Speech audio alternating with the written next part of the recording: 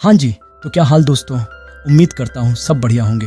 दोस्तों, आज की मूवी में हम कुछ ऐसे एस्ट्रोनॉट्स की कहानी देखने वाले हैं जो पहली बार स्पेस पर जाते हैं हमारे इस पूरे ब्रह्मांड को बचाने के लिए। जहाँ मूवी में हम देखते हैं अंतरिक्ष में एक एस्ट्रोनॉट एक सैटेलाइट के बाहर मरम्मत का काम कर रहा होता है। जैसे ही वह काम खत्म करने वाला होता है, अचानक सैटेलाइट और एस्ट्रोनॉट दोनों तेज गति से आ रहे प्रोजेक्टाइल्स से टकरा जाते हैं। एस्ट्रोनॉट दूर धकेल दिया जाता है और सैटेलाइट को भारी नुकसान होता है, यहाँ तक कि वह फट जाता है। कुछ देर बाद शटल भी इन प्रोजेक्टाइल्स की चपेट में आकर फट जाती है, जिससे उसमें मौजूद सभी एस्ट्रोनॉट्स मारे जाते हैं। नासा में सबके बीच अफरा तफरी मच जाती है, क्योंकि यह अचानक हुई त्रासदी किसी की समझ में नहीं आती। वे जल्दी जल्दी फुटेज खंगालने लगते हैं ताकि समझ सकें कि हुआ क्या है। उनके स्कैन से पता चलता है कि कई ट्रैक्स अटलांटिक समुद्र तट की ओर बढ़ रहे हैं। वे तुरंत राष्ट्रपति को सूचित करने के लिए भागते हैं और एक योजना बनाने की कोशिश करते हैं। उसी समय एक ऑब्जर्वेटरी में एक आदमी अपने टेलीस्कोप से आसमान देख रहा होता है और उसे अंतरिक्ष में एक विस्फोट दिखाई देता है। अगली सुबह न्यूयॉर्क के लोग खबरों में शटल के विस्फोट के बारे में जान रहे होते हैं, जब अचानक स्क्रीनें बंद होने लगती हैं और आसमान से आग के गोले गिरने लगते हैं। लोग घबराकर भागने लगते हैं, जबकि कारें और इमारतें एक के बाद एक नष्ट हो रही होती हैं। जल्द ही सैकड़ों लोग मारे जा चुके होते हैं और इमारतों के गिरने से और भी तबाही होती है। न्यूयॉर्क शहर जलती हुई तबाही में बदल जाता है। नासा पुष्टि करता है कि यह एक मीटियोर शॉवर है, लेकिन वे अभी भी यह नहीं समझ पा रहे हैं कि इसके पीछे क्या है। ऑब्जर्वेटरी का आदमी नासा से संपर्क करता है और उन्हें अपनी देखी हुई चीजें बताता है। नासा तुरंत हबल टेलीस्कोप को इस दिशा में मोड़ देता है। पता चलता है कि पहले आए मीटियोराइट्स को एक विशाल एस्टेरॉयड ने धकेल दिया था, जो 18 दिनों में पृथ्वी से टकराएगा। अगर वे इसे नहीं रोक पाए तो यह ग्रह की सारी जिंदगी खत्म कर देगा। इस बीच ग्रीन पीस का एक जहाज एक ऑफशोर ऑयल ड्रिलिंग प्लेटफॉर्म के खिलाफ विरोध कर रहा होता है। उस प्लेटफॉर्म का मालिक हैरी गोल्फ खेल रहा होता है और मजे के लिए एक्टिविस्ट्स को गेंद मारता है। उसी समय हैरी को चिक से पता चलता है कि एक ड्रिल खराब हो रही है और हैरी गुस्से में एजे के केबिन में घुसकर उसे डांटने लगता है। एजे जल्दी से माफी मांगता है, जिससे हैरी को शक होता है। हैरी बिस्तर पर कुछ औरतों के कपड़े देखता है और जांच करने पर उसे अपनी बेटी ग्रेस वहां छुपी मिलती है। हैरान होकर एजे पीछे के दरवाजे से भागता है और पूरे प्लेटफॉर्म पर दौड़ने लगता है, जबकि हैरी उसका पीछा करते हुए उस पर गोली चलाता है और कई चीजें तोड़ देता है। एक गोली एक लैंप से टकराकर रिकोशे करती है और एजे की टांग घायल हो जाती है। ये चेज तब रुकती है जब क्लाइंट्स आ जाते हैं, लेकिन ग्रेस फिर भी हैरी से कहती है कि अगर वह उसकी जिंदगी को कंट्रोल करने की कोशिश करेगा तो वह उसे छोड़ देगी। नासा में वैज्ञानिक सेना के साथ मिलकर योजनाएं बना रहे होते हैं, लेकिन कोई भी योजना कारगर नहीं होती। आखिरकार एक डॉक्टर एक अच्छा प्लान सुझाता है। क्योंकि एस्टेरॉयड पर सीधे रॉकेट दागना काम नहीं करेगा, उन्हें उसमें ड्रिल करना होगा और एक न्यूक्लियर वॉरहेड अंदर रखकर उसे उड़ाना होगा। ऐसा करने के लिए उन्हें दुनिया के सबसे बेहतरीन ड्रिलर्स की जरूरत होगी। ऑनायल प्लेटफॉर्म पर हैरी की टीम एक गैस पॉकेट से जूझ रही होती है, जिससे तेल उनके चेहरों पर उछल जाता है। ग्रेस तुरंत क्लाइंट्स को सुरक्षित जगह ले जाती है और कर्मचारी अपनी टॉवर से नीचे भागने लगते हैं, क्योंकि तेल तेजी से बाहर निकलने लगता है। शुक्र है कि हैरी सबको समय पर सुरक्षित कर लेता है। ठीक उससे पहले कि तेल में आग लग जाती है। मिलकर वे आग बुझा लेते हैं। यह हादसा एजे की लापरवाही के कारण होता है, इसलिए हैरी उसे निकाल देता है। उसी समय सेना हैरी को भर्ती करने के लिए पहुंचती है, लेकिन वह तभी जाने को तैयार होता है जब वे उसकी बेटी ग्रेस को भी साथ लाते हैं। बाद में नासा में दोनों को एस्टेरॉयड के बारे में गोपनीय जानकारी दी जाती है और दुनिया के अंत के बारे में बताया जाता है। उन्हें एक ड्रिल भी दिखाई जाती है जो मूल रूप से मार्स प्रोजेक्ट के लिए बनाई गई थी। नासा चाहता है कि हैरी उनके एस्ट्रोनॉट्स को इसका उपयोग सिखाए, क्योंकि वह सबसे बेहतरीन ड्रिलर है। हैरी ड्रिल को पहचान लेता है कि यह उसकी अपनी डिजाइन है और वह नासा को बताता है कि उन्होंने इसे खराब तरीके से बनाया है। वह यह भी कहता है कि वह कुछ ही दिनों में एस्ट्रोनॉट्स को सही तरीके से प्रशिक्षित नहीं कर सकता, इसलिए वह खुद और अपनी टीम के साथ इस काम को करने का प्रस्ताव रखता है। इसके बाद हैरी अपनी टीम के सदस्यों का चयन करता है और FBI उन्हें लेने जाती है। वे बेर को उसकी बाइक चलाते हुए पाते हैं, मैक्स को टैटू बनवाते हुए, हाउंड को एक बार में औरतों को पटाते हुए, ऑस्कार को उसके रैंच पर घोड़ा दौड़ाते हुए और चिक को एक कैसीनो में। हैरी के पास कोई चारा नहीं बचता और उसे एजे को भी भर्ती करना पड़ता है, क्योंकि एक टूल ऐसा है जिसे सिर्फ एजे ही चला सकता है। टीम ये सुनकर परेशान होती है कि मिशन कितना खतरनाक होगा, लेकिन वे इसे करने के लिए तैयार हो जाते हैं, क्योंकि विकल्प सिर्फ मौत है। हालांकि बदले में वे कुछ फेवर मांगते हैं, जैसे पेड वेकेशन या पार्किंग टिकट्स माफ करवाना। इसके बाद टीम को कई फिजिकल और साइकोलॉजिकल टेस्ट से गुजारा जाता है ताकि उनकी सेहत चेक की जा सके। वे अपनी हरकतों से डॉक्टरों को पागल कर देते हैं। उनमें से कोई भी अंतरिक्ष जाने के लिए स्वस्थ नहीं होता, लेकिन नासा के पास कोई और विकल्प नहीं होता, इसलिए उन्हें वैसे ही भेजने का फैसला किया जाता है। फिर वे उन शटल्स को देखते हैं जो उन्हें अंतरिक्ष में ले जाएंगी। उनके नाम है फ्रीडम और इंडिपेंडेंस। वे उन एस्ट्रोनॉट्स से भी मिलते हैं जो उनके साथ जाएंगे, जिनकी लीड कर रहे होते हैं कर्नल विली। अगले कुछ दिनों तक टीम को विभिन्न प्रकार की ट्रेनिंग से गुजारा जाता है, जैसे एक्सरसाइज, पानी के नीचे वेटलेसनेस, भारहीनता का अभ्यास और हाई स्पीड फाइटर्स उड़ाना। ये सब इतनी तेजी से होता है कि टीम के लोग चक्कर खा जाते हैं और उल्टियां करने लगते हैं। एक खास चैम्बर में वे स्पेशल सूट पहनते हैं जिनमें थ्रस्टर्स होते हैं ताकि वे कम ग्रेविटी में चलने की प्रैक्टिस कर सकें। इसके अलावा ड्रिल पर भी काफी काम किया जाता है ताकि वो सही से काम कर सके। अंततः सभी लोग एक मीटिंग करते हैं ताकि प्लान के स्टेप्स पर सहमति हो सके। शटल्स पहले रूसी अंतरिक्ष स्टेशन पर ईंधन के लिए रुकेंगी, फिर वे चांद की ओर उड़ेंगी। चांद की ग्रेविटी और थ्रस्टर्स जलाने से शटल्स को चांद के चारों ओर घुमाया जाएगा और उन्हें एस्टेरॉयड के पीछे जाकर ड्रिलिंग करनी होगी। वैज्ञानिकों को उम्मीद है कि चांद की ग्रेविटी से एस्टेरॉयड से जुड़ा मलबा भी साफ हो जाएगा और शटल्स 2 अलग अलग सॉफ्ट स्पॉट्स पर उतरेंगी ताकि अतिरिक्त मौके मिल सकें। टीम को एस्टेरॉयड पर 0 बैरियर तक पहुंचने से पहले न्यूक को डेटोनेट करना होगा, नहीं तो बहुत देर हो जाएगी। एक रात हैरी एजे और ग्रेस को एक दूसरे के करीब होते हुए देखता है और इस बार वह कोई विरोध नहीं करता। एजे ग्रेस से शादी का प्रस्ताव रखता है और उसे एक अंगूठी देता है। टीम के बाकी लोग हैरी को याद दिलाते हैं कि ग्रेस अब बड़ी हो चुकी है और उसे अपने फैसले खुद लेने चाहिए। कुछ समय बाद वे एक अंडर वाटर सिमुलेशन करते हैं। टीम नकली ड्रिलिंग शुरू करती है और वैज्ञानिक उन्हें एक गैस पॉकेट भेजते हैं ताकि उनकी समस्या सुलझाने की क्षमता की परीक्षा हो सके। हैरी और बेयर एजे को चेतावनी देते हैं कि वह कुछ खतरनाक कदम उठा रहा है, लेकिन एजे उनकी बातों को नजरअंदाज करता है और ड्रिलिंग जारी रखता है, जिससे ड्रिलिंग असफल हो जाती है। अगर यह असली एस्टेरॉयड पर होता तो वे सब मर चुके होते। जब वैज्ञानिक सिमुलेशन को रीसेट करते हैं, हैरी एजे पर चिल्लाता है और उसे याद दिलाता है कि दाम पर क्या लगा है।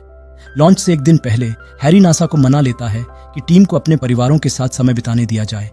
एजे और ग्रेस पिकनिक पर जाते हैं और रोमांटिक पल बिताते हैं। उसी समय चिक अपनी पूर्व पत्नी और अपने बेटे से मिलने जाता है, जिसने कभी अपने पिता को नहीं जाना। चिक के पास एक कोर्ट ऑर्डर है जो उसे बेटे से दूर रहने का आदेश देता है, इसीलिए वह सिर्फ माफी मांगता है कि वह एक अच्छा पारिवारिक आदमी नहीं बन सका और लड़के के लिए एक खिलौना शटल छोड़ देता है। हाउंड अपने फ्री टाइम का इस्तेमाल लोन लेने के लिए करता है और मैक्स के साथ एक नॉटी क्लब में जाता है। सभी मजदूर उस टीम की ओर ध्यान दे रहे थे क्योंकि बहुत पैसा दांव पर था, लेकिन एक गैंग को जलन हो जाती है और वे झगड़ा शुरू कर देते हैं। वे कुछ ही घूंसे मार पाते हैं और एक बोतल तोड़ते हैं, तभी पुलिस आकर उन्हें गिरफ्तार कर लेती है। इसी दौरान साउथ पैसिफिक में एक उल्का पिंड नदी में गिरता है और उसके आसपास का शहर तबाह हो जाता है। कई विस्फोट होते हैं, इमारतें गिर जाती हैं और हजारों लोग मारे जाते हैं।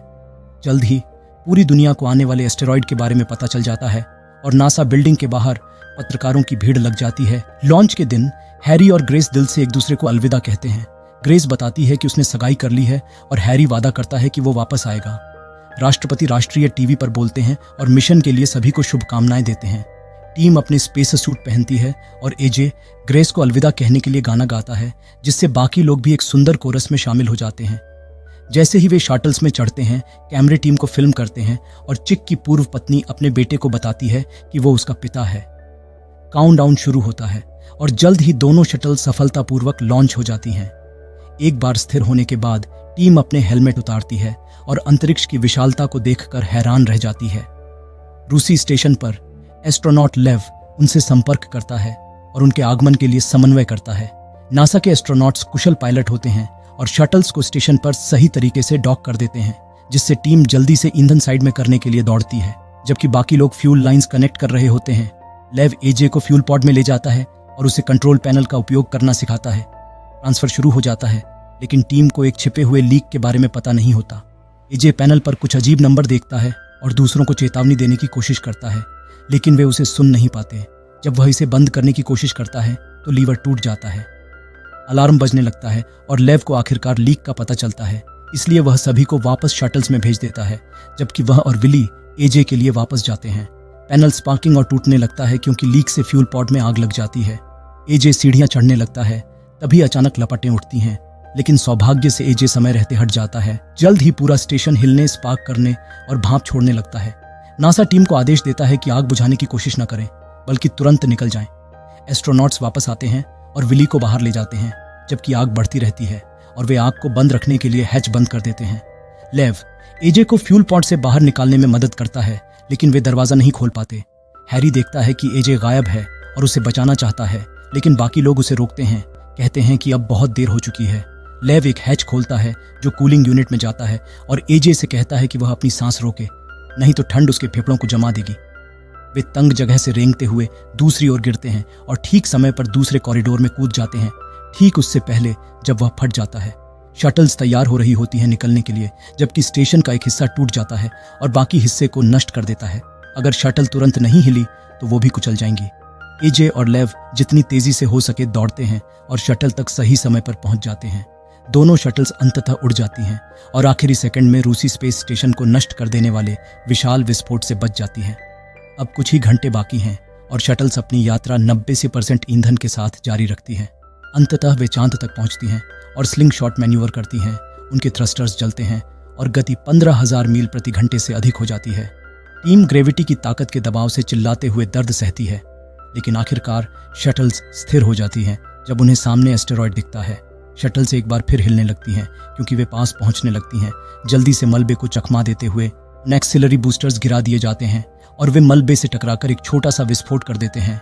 यह मलबा शटल्स को एस्टेरॉयड पर लैंड करने में मुश्किलें पैदा कर देता है। दुख की बात है कि इंडिपेंडेंस को एक जोरदार टक्कर लगती है और वे अपने थ्रस्टर्स खो देते हैं। नासा कुछ नहीं कर सकता सिवाय इसके कि अपने लोगों की मदद की पुकार सुनता रहे। शटल नीचे गिरने लगती है और फिर से एक टक्कर लगती है क्योंकि पायलट्स उस पर से नियंत्रण खो रहे होते हैं। टीम अपने हेलमेट्स पहन लेती है ताकि लाइफ सपोर्ट चालू हो सके, लेकिन तभी खिड़कियां टूटने लगती हैं और पत्थरों का एक झुंड अचानक सीजन इंडिपेंडेंस फान से टकराता है। यह इतनी तबाही मचाता है कि पायलट्स उड़ते हुए बाहर चले जाते हैं और उनके शरीर फ्रीडम कॉर्पन से टकराते हैं। एजे और लेव जल्दी से कार्गो बे में छिप जाते हैं, लेकिन अफसोस ऑस्कर और अन्य एस्ट्रोनॉट्स मर जाते हैं क्योंकि शटल बिखरने लगता है। इंडिपेंडेंस एस्टेरॉयड पर क्रैश कर जाता है और हर कोई सोचता है कि पूरी टीम खत्म हो गई है। फ्रीडम थोड़ी सुरक्षित लैंडिंग करती है, लेकिन शटल कुछ मील तक फिसलता हुआ प्लान किए गए लैंडिंग एरिया से चूक जाता है और एक अभेद्य जगह पर रुक जाता है। नासा में वैज्ञानिकों का दोनों शटल्स से संपर्क टूट चुका है और ग्रेस एजे के मारे जाने की खबर से टूट जाती है। हालांकि एजे और लेव कार्गो बे से जिंदा बाहर निकल आते हैं और दूसरे लोगों की जांच करते हैं। एजे ऑस्कर के लिए रोता है, लेकिन तभी बैर उसे रोकता है, जो चमत्कारी रूप से अपनी सीट पर जीवित बच गया था। यह तिकड़ी ड्रिल पर चढ़ती है और दीवार में कई छेद करती है ताकि इसे उड़ा सकें और बाहर निकल सकें। फ्रीडम टीम की बात करें तो वे अपनी ड्रिल निकालते हैं और सतह पर खुदाई शुरू करते हैं। सतह इतनी कठोर होती है कि 10 फीट तक खुदाई के बाद ड्रिल हेड टूट जाता है और उन्हें रुकना पड़ता है। एस्ट्रोनॉट्स कुछ सिग्नल ढूंढने में कामयाब हो जाते हैं और नासा के साथ फिर से संपर्क स्थापित करते हैं, लेकिन सिग्नल बहुत कमजोर होता है। वे हेड को बदलते हैं और फिर से खुदाई शुरू करते हैं, लेकिन इस बार अधिक बल लगाने से ट्रांसमिशन ब्लो अप हो जाता है और हैरी शॉकवेव से घायल हो जाता है। नीचे किसी तरह का धातु होता है जो उन्होंने पहले कभी नहीं देखा होता। नासा में वे पता लगाते हैं कि टीम से संपर्क करने का उनके पास एक आखिरी मौका बचेगा, वह भी 7 मिनट में। उसके बाद वे न्यूकी को डिटोनेट करने की क्षमता खो सकते हैं। तभी विली उनसे संपर्क करता है और बताता है कि खुदाई में उम्मीद से ज्यादा समय लग सकता है। जब हैरी उसे रोकने की कोशिश करता है तो विली उसे एक कार्ड दिखाता है जिस पर लिखा होता है कि यह बातचीत गोपनीय है। हैरी इसे नजरअंदाज कर नासा से बात करने की कोशिश करता है, लेकिन विली उससे बहस करने लगता है और उसे कमरे से बाहर निकाल देता है, यह कहते हुए कि ड्रिलर्स को लाना सबसे बड़ी गलती थी। नासा का शटल से संपर्क टूट जाता है। अब सिर्फ 5 घंटे बचे होते हैं और राष्ट्रपति आदेश देते हैं कि 5 मिनट में न्यूकी को रिमोट से डिटोनेट कर दिया जाए। सेना नासा ऑफिस का नियंत्रण अपने हाथ में ले लेती है, जबकि वैज्ञानिक समझाते हैं कि अभी न्यूकी को उड़ा देने से एस्टेरॉयड पर कोई असर नहीं पड़ेगा, लेकिन उन्हें नजरअंदाज कर दिया जाता है। ग्रेस निराशा में चिल्लाती है और उसे कमरे से बाहर कर दिया जाता है। शटल के अंदर विली एक सेफ खोलता है जिसमें से एक गन निकलती है और वह सेकेंडरी प्रोटोकॉल के आदेश देता है। तभी हैरी और उसकी टीम नोटिस करती है कि न्यूक का टाइमर चलना शुरू हो गया है और विली अंदर आकर घोषणा करता है कि अब उन्हें शटल छोड़कर जाना होगा। हाउंड और मैक्स अभी भी बाहर होते हैं और हैरी उन्हें छोड़ने से इनकार कर देता है। वह विली पर चिल्लाता है क्योंकि विली समझाता है कि इतनी जल्दी विस्फोट करने से कोई फायदा नहीं होगा। हैरी एक टूल उठाकर टाइमर को नष्ट करने की कोशिश करता है, लेकिन विली उसे रोकने के लिए उस पर गन तान देता है। इसी बीच नासा के वैज्ञानिक गुप्त तरीके से सिस्टम को हैक कर लेते हैं और पृथ्वी की कनेक्शन को न्यूक से काट देते हैं। विली टाइमर की आवाज से विचलित हो जाता है और हैरी इस मौके का फायदा उठाकर उसे गिरा देता है। वहीं चिक दूसरे एस्ट्रोनॉट को भी काबू कर लेता है और गन छीन लेता है। उसी समय सेना कनेक्शन के टूटने का पता लगा लेती है और उसे फिर से जोड़ देती है। जब हाउंड और मैक्स शटल में वापस आते हैं तो हैरी विली को अपने टूल से पकड़ लेता है और कहता है कि अगर वे वैसे भी मरने वाले हैं तो हार मानने का कोई मतलब नहीं है। विली आखिरी कोशिश के रूप में उन्हें फिर से खुदाई करने की अनुमति दे देता है। अब बस कुछ सेकंड बचे होते हैं और विली और दूसरा एस्ट्रोनॉट न्यूक के पैनल को खोलते हैं और कुछ तार काटते हैं, जिससे टाइमर बंद हो जाता है। फिर टीम नासा से संपर्क करती है और बताती है कि वे अपने मिशन को जारी रखेंगे, जिसे सुनकर वैज्ञानिक जश्न मनाते हैं। इस बीच इंडिपेंडेंस की तिकड़ी एक खाई के सामने फंस जाती है। एजे निराश होकर एक पत्थर फेंकता है और जब देखता है कि वह तैर रहा है तो उसे एहसास होता है कि कम गुरुत्वाकर्षण के कारण वे खाई के ऊपर कूद सकते हैं। वे ड्रिल कार में बैठते हैं और तेजी से कार को चलाते हैं, जिससे वे खाई को सफलतापूर्वक पार कर लेते हैं। लेकिन उन्हें वाहन को नियंत्रित करने में कठिनाई होती है और वे कुछ चट्टानों से टकरा जाते हैं। शुक्र है, कार चट्टानों को तोड़ते हुए आगे बढ़ती रहती है, लेकिन थ्रस्टर्स बंद हो जाते हैं। लेव बाहर निकलता है और देखता है कि थ्रस्टर्स जम गए हैं, इसलिए वह उन्हें फिर से सक्रिय करने का काम शुरू करता है। तभी अचानक कुछ पत्थर उड़ते हुए उनकी तरफ आने लगते हैं और लेव को खुद को गिरने से रोकने के लिए मजबूती से पकड़ना पड़ता है। लेव थ्रस्टर्स को ठीक करने के बाद वापस कार में चढ़ जाता है। तभी वाहन फिर से चट्टानों से टकरा जाता है और घूमने लगता है। लेव एक रस्सी पकड़कर खुद को गिरने से बचा लेता है और आखिरकार एजे थ्रस्टर्स को फिर से चालू कर देता है, जिससे उसे वाहन पर नियंत्रण वापस मिल जाता है। कुछ और पत्थरों को नष्ट करने के बाद कार आखिरकार सुरक्षित लैंड करती है। फ्रीडम टीम की बात करें तो वे ड्रिल को ठीक करने में लगे होते हैं और हाउंड गलती से उपकरण से छेड़छाड़ करते हुए एक मशीन गन को सक्रिय कर देता है। गोलीबारी से आसपास की चीजें नष्ट होने लगती हैं और हैरी दौड़कर इसे बंद करता है, जबकि विली यह मानता है कि हाउंड को स्पेस डिमेंशिया हो गया है। अचानक एस्टेरॉयड में दरारें पड़ने लगती हैं और एक भूकंप उस इलाके को हिला देता है। मैक्स ड्रिल को बंद करने की कोशिश करता है, लेकिन ऐसा लगता है कि उन्होंने एक गैस पॉकेट को छेड़ दिया है और दबाव बहुत ज्यादा होता है। आग की लपटें उठने लगती हैं इससे पहले कि मैक्स निकल सके और वाहन टूटने लगता है। जल्द ही वह ऊपर की ओर उठता है और एस्टेरॉयड से दूर तैरने लगता है। मैक्स अब भी अंदर होता है। टीम पूरी उम्मीद खो देती है और नासा को बताती है कि क्या हुआ। जल्दी ही पूरी दुनिया में अलार्म बजने लगता है। लोग अपने परिवारों के साथ अपने आखिरी पल बिताते हुए बंकरों में छिपते हुए अपने जीवन को बचाने की कोशिश करते हैं। अचानक एक विशाल उल्कापिंड पेरिस पर गिरता है, जिससे कुछ ही सेकंड में पूरा शहर नष्ट हो जाता है। पोप जब सार्वजनिक भाषण दे रहे होते हैं तभी सड़कों पर दंगे भड़क उठते हैं। नासा के वैज्ञानिकों के पास कोई जवाब नहीं होता और ग्रेस गुस्से में उन पर चिल्ला पड़ती है। जब हैरी की टीम जाने की तैयारी करती है तभी एजे की टीम दूसरे ड्रिल के साथ आ जाती है। नासा को जानकारी देने के बाद वे हाउंड को बांधकर ड्रिल शुरू करते हैं। अब बस 1 घंटा बचा होता है।